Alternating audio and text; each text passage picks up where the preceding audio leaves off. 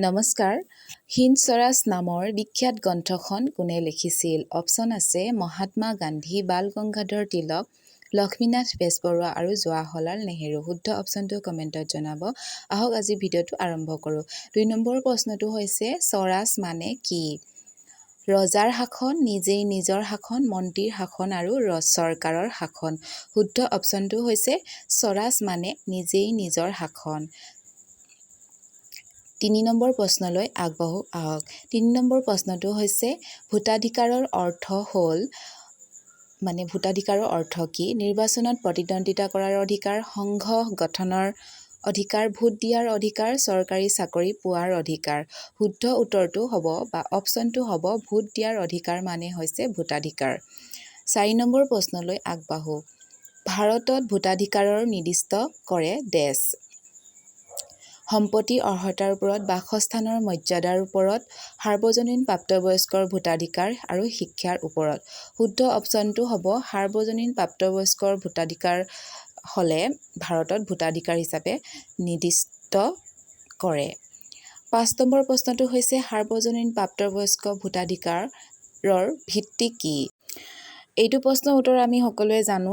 সাৰ্বজনীন প্ৰাপ্তবয়স্কৰ ভোটাধিকাৰৰ মূল ভিত্তি বুলি ক'বলৈ গ'লে বয়সটো আমি বয়স অপশ্যনটো চুজ কৰিব পাৰোঁ। যিহেতু ১৮ বছৰ বয়স হ'লেহে এজন ভোটাধিকাৰৰ বা প্ৰাপ্তবয়স্ক ভোটাধিকাৰ নাগৰিক হিচাপে গণ্য কৰা হয়। ৬ নম্বৰ প্ৰশ্নটোলৈ আগবাঢ়ো। নিৰ্বাচন আয়োগৰ সদস্যসকলক নিযুক্তি কোনে দিয়ে? অপশ্যন আছে ৰাষ্ট্ৰপতিয়ে, প্ৰধানমন্ত্ৰীয়ে, উপ-ৰাষ্ট্ৰপতিয়ে আৰু ৰাজ্যপালে। শুদ্ধ অপশ্যনটো হ'ব নিৰ্বাচন আয়োগৰ সদস্যসকলক ৰাষ্ট্ৰপতিয়ে নিযুক্তি দিয়ে। আহক এতিয়া আমি ৭ নম্বৰ প্ৰশ্নলৈ আগবাঢ়ো। ৭ নম্বৰ প্ৰশ্নটো হৈছে ভাৰতৰ ৰাষ্ট্ৰপতিৰ কাৰ্যকাল শেষ হোৱাৰ আগতে ৰাষ্ট্ৰপতি পদ শূন্য কি কাৰণত হ'ব পাৰে? অপশ্যন আছে মৃত্যু, পদত্যাগ আৰু অপসাৰণ আৰু ওপৰৰ আটাইকেইটা। শুদ্ধ অপশ্যনটো হ'ব ওপৰৰ আটাইকেইটা। কাৰণ মৃত্যু, পদত্যাগ আৰু অপসাৰণ এই তিনিটা কাৰণতে ভাৰতৰ ৰাষ্ট্ৰপতিৰ কাৰ্যকাল বা পদ শূন্য হয়। ৮ নম্বৰ প্ৰশ্নটো হৈছে ভাৰতৰ ৰাষ্ট্ৰপতিৰ অপসাৰণ পদ্ধতিক কি বুলি কোৱা হয়? অপশ্যন আছে মহা অভিযোগ, মহাভিযোগ, অভিযোগনামা, ওপৰৰ এটাও নহয়। শুদ্ধ অপশ্যনটো হ'ব মহাভিযোগ বুলি কোৱা হয় ভাৰতৰ ৰাষ্ট্ৰপতি অপসাৰণ পদ্ধতিক। ৯ নম্বৰ প্ৰশ্নটো হৈছে ৰাষ্ট্ৰপতি হ'বৰ বাবে ন্যূনতম কিমান বছৰ বা বয়স হ'ব লাগিব? অপশ্যন আছে ২৫, ৪০, ৩৫, বয়সৰ কোনো সময়সীমা নাই। শুদ্ধ অপশ্যনটো হ'ব ৰাষ্ট্ৰপতি হ'বৰ বাবে ৩৫ বছৰ বয়স বা বছৰ হ'ব লাগিব।